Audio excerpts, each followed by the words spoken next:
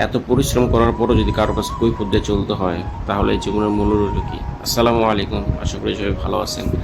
আর হয়তো বা আপনারা লক্ষ্য করতেছেন, আমি আজকে 3-4 দিন যাবৎ ভিডিও দিতেছি না। আমার প্রথম ভিডিওতে শুরু করে দেখছেন আপনার শুক্রবার দিনে আমি নামাজ পড়তে গেছিলাম। তার মানে আজকে আমি যখন ভিডিওটা এডিট করতেছি, আজকে বারে রবিবার। তো যাই হোক, দোকানে গেছিলাম, কাজ করলাম, আর কিছু টাকা নিলাম।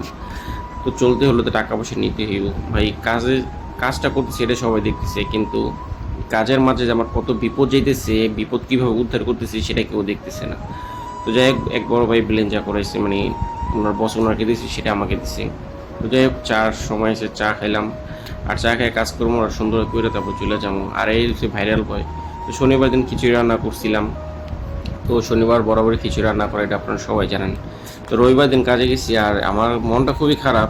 আমি সবসময়, সবাই কাজ করে রবিবার, যারা কাজ করে তারা 10টা থেকে 6টা পর্যন্ত কাজ করে, আর আমি আজকে রবিবার কাজে গেছি, মনে করেন আমি 9টা থেকে 7টা পর্যন্ত কাজ করে আসছি। তো যাই হোক, এটা কোনো ব্যাপার না, কাজের ক্ষেত্রে ভাই হইতেই থাকে, এটা কোনো বিষয় না।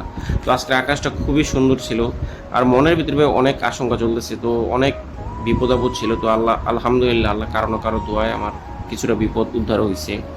তো আল্লাহর কাছে দোয়া করি যেন আল্লাহ তালা সবার বিপদ উদ্ধার করে। আর আমরা প্রবাসী যারা আছি ভাই, আমাদের বিপদ লেগেই থাকে, এটা বলার কিছু নেই। তো বাসায় চলে আসি, ক্ষুধা লাগছিল, পুরি খেলাম। সবাই ভালো থাকবেন, আল্লাহ হাফেজ। আর আমার জন্য একটু দোয়া করবেন।